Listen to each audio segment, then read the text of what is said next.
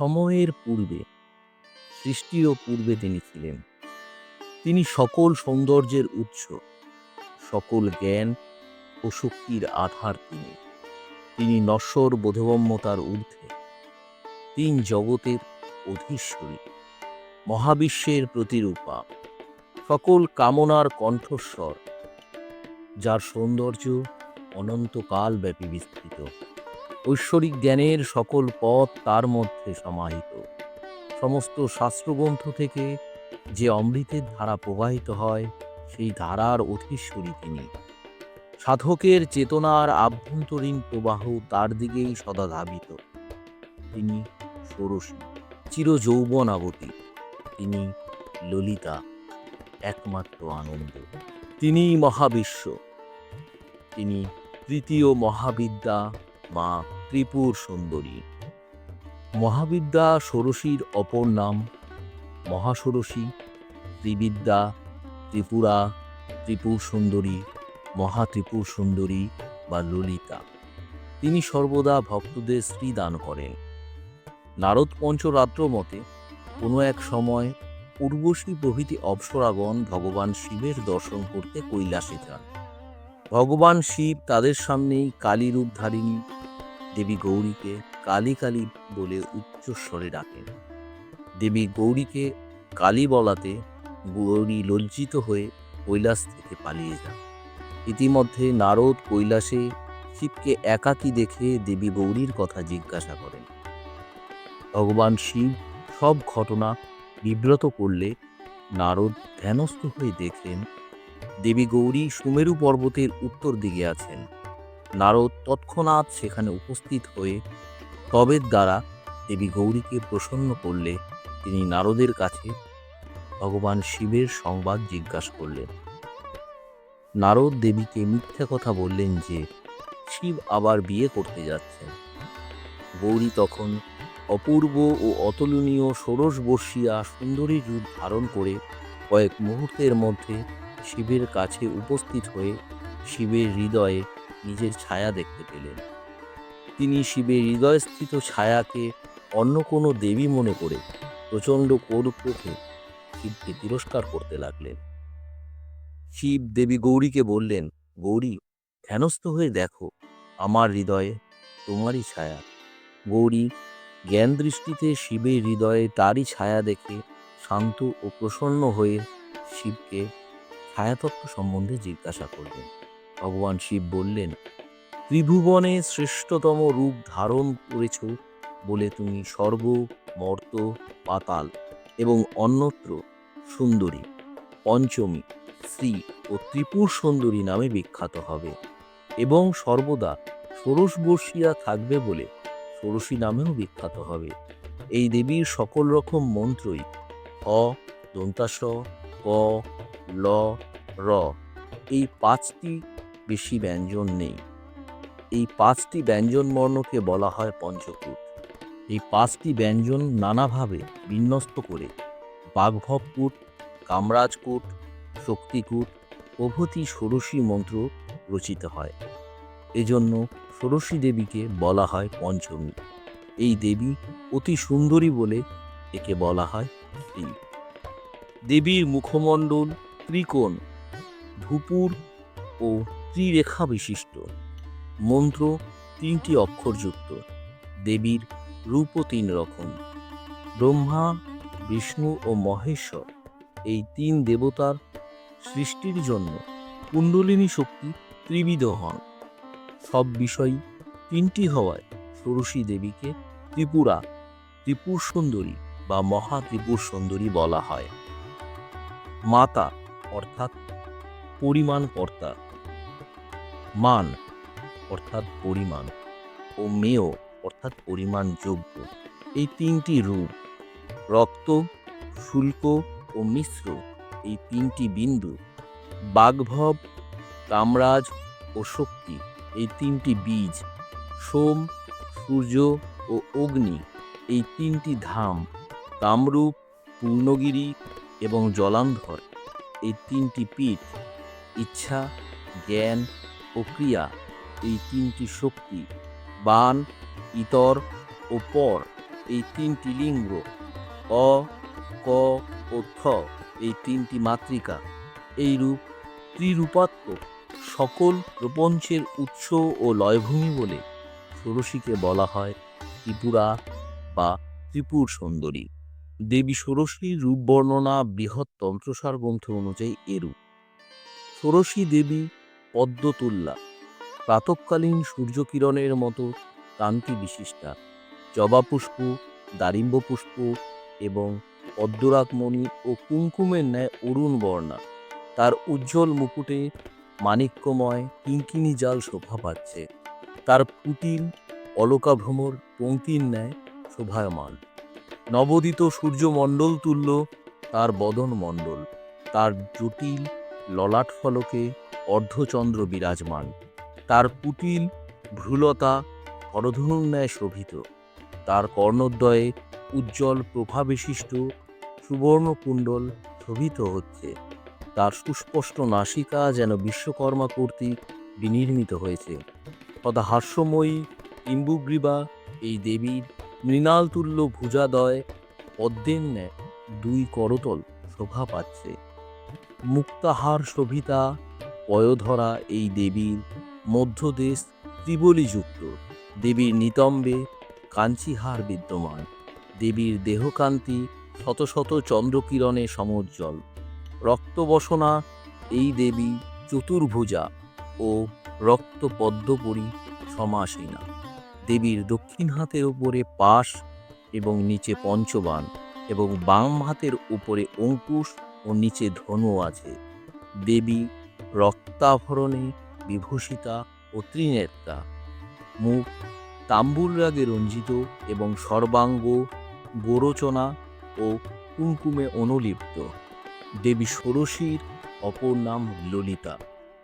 শক্তিসঙ্গম তন্ত্র মতে এই দেবীর ভৈরবের নাম ললিতেশ্বর এবং তোরলতন্ত্র মতে দেবী ষোড়শীর ভৈরবের নাম পঞ্চবক্র শিব। পঞ্চবক্র শিবের বর্ণনা কালিকা পুরাণের 50তম অধ্যায়ে এরকম দেওয়া আছে: পঞ্চবক্র শিব বিশালাকায় ও জটাজুট বিভূষিত। তার শিরদেশে মনোহর চন্দ্রকলা বিদ্যমান। এই দেব 10 বাহু সমন্বিত, ব্যাঘ্রচর্ম পরিহিত ও কণ্ঠে কালকুট বীজ ধারণ করে আছেন। নাগহার ধারণকারী এই দেবীর বাহুভূষণ নাগ সকল সম্পাদন করেছে। এই দেবীর সারা দেহে হর্ষাচ্ছাদিত। এই দেবীর প্রতি মুখে 3টি করে 15টি জ্যোতিষ্মান চক্ষু আছে। তিনি গজচর্ম পরিধান করে বৃষভের উপর বসে আছেন। এই দেবীর পশ্চিম দিক স্থিত মুখের নাম সত্যজাত এবং এই মুখের বর্ণ শুদ্ধ স্ফটিকের ন্যায়। তার উত্তর দিক স্থিত মুখের নাম বামদেব। এই মুখের বর্ণ হরিদ্রাবর্ণ ও মুখের আকৃতি সৌম্য এবং মনোহর। তার দক্ষিণ দিক স্থিত মুখের নাম অঘোর। এই মুখের বর্ণ নীল এবং এই মুখে দংশটা থাকার জন্য এই মুখ অত্যন্ত ভীতিজনক। তার পূর্ব দিক স্থিত মুখের নাম তৎপুরুষ। এই মুখের বর্ণ লাল এবং মুখের আকৃতি দিব্য ও মনোহর।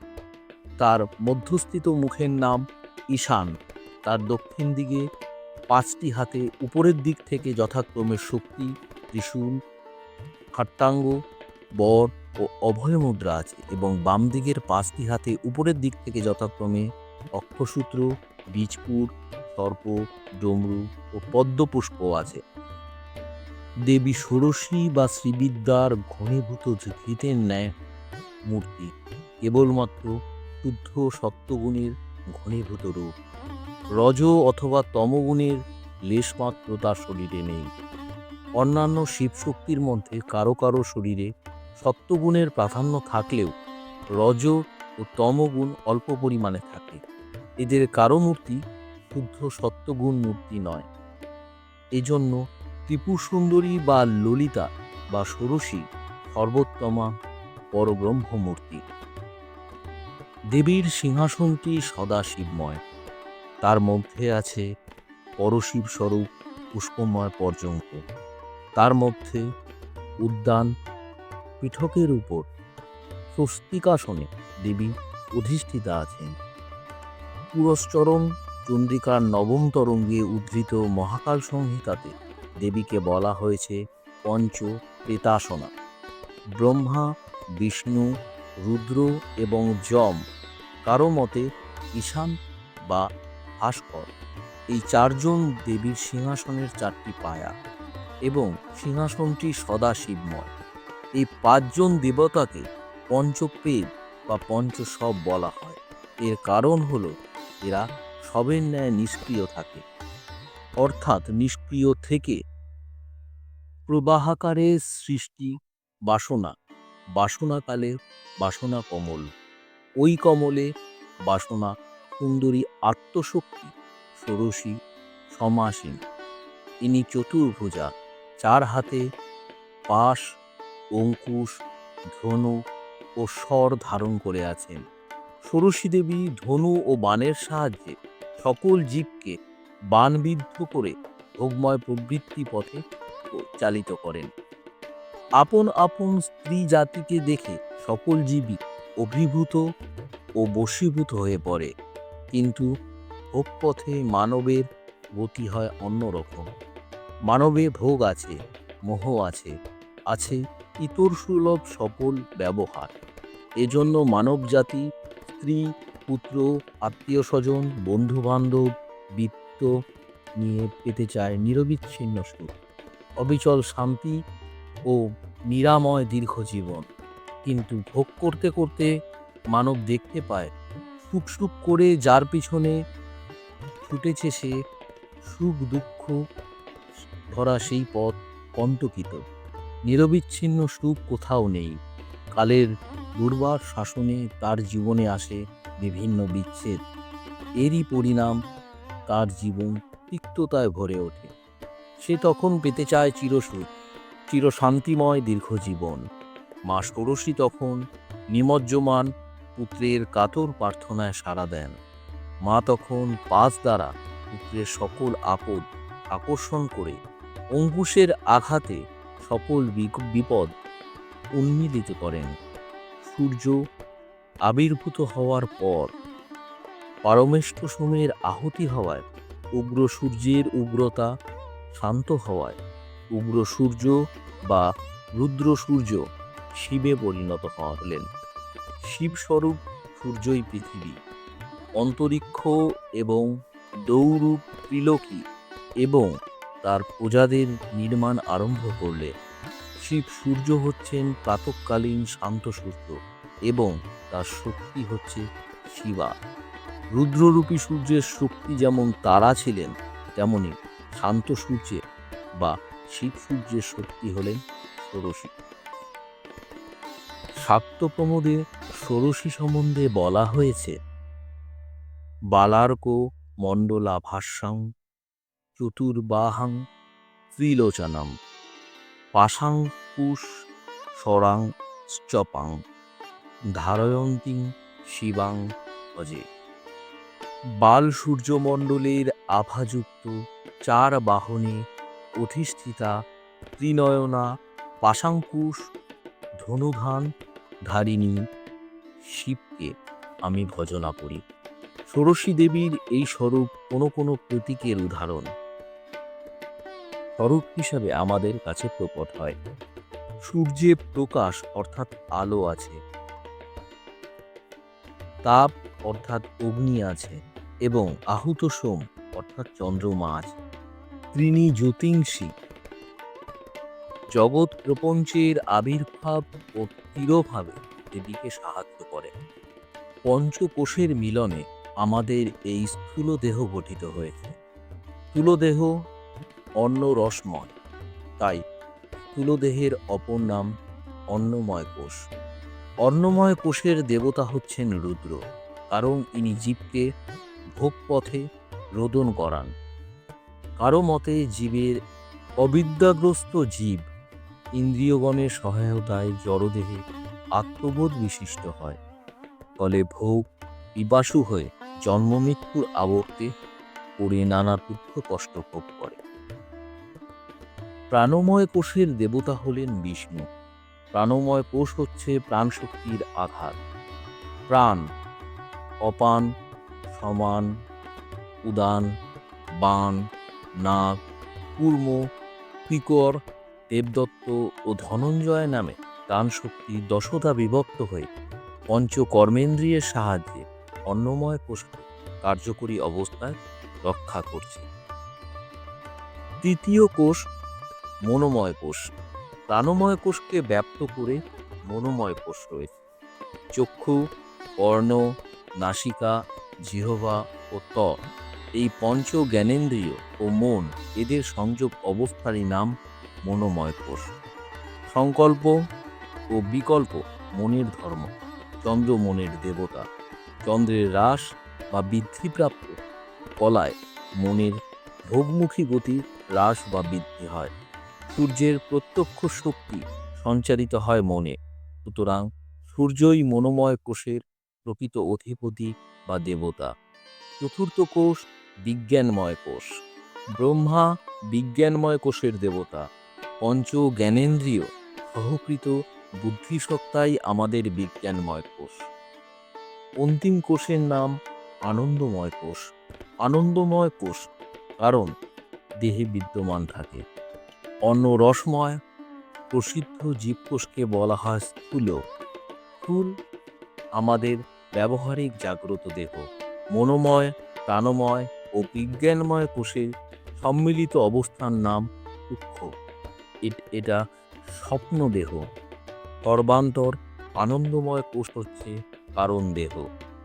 এই কারণ দেহ সূক্ষ্ম হতেও সূক্ষ্ম, কেবল সুষুপ্তি গ্রাহ্য, কেবল অনুমান প্রমাণ দ্বারা অথবা যোগজ্জলা দৃষ্টির দ্বারা এ অস্তিত্ব প্রতিপন্ন হয়। শিবব্রহ্ম সিংহাসনে শয়ন করে আছেন।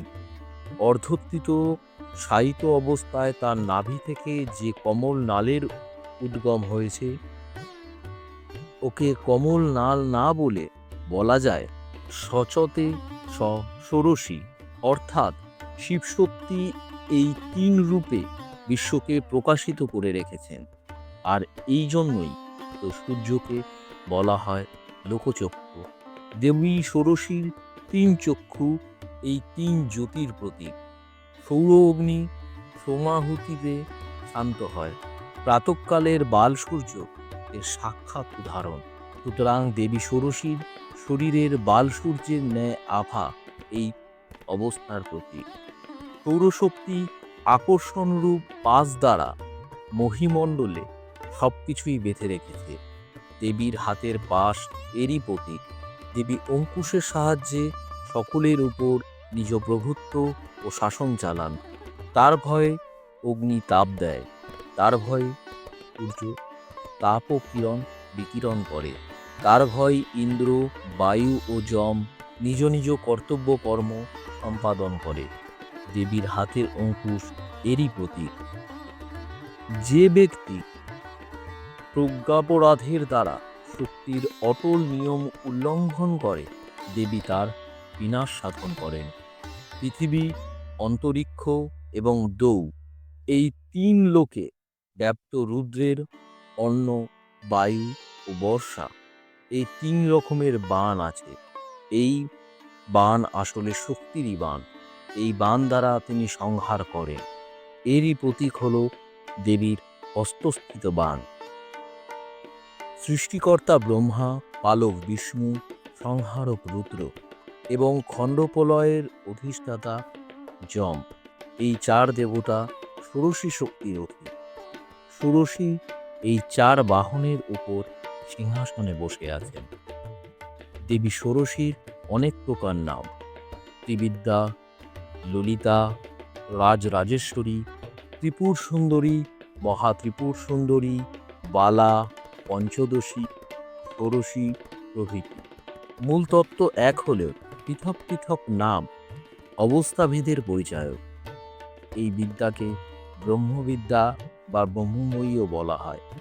সাধারণভাবে শ্রী শব্দের লোকটি অর্থই প্রসিদ্ধ, কিন্তু হারিতাপন সংহিতা ও ব্রহ্মাণ্ড পুরাণের উত্তরখণ্ড আদিতে বিব্রত কাহিনী অনুসারে শ্রীবিদ শব্দের মুখ্যার্থ মহা ত্রিপুর সুন্দরী, ভিন্ন অন্য কিছু নয়।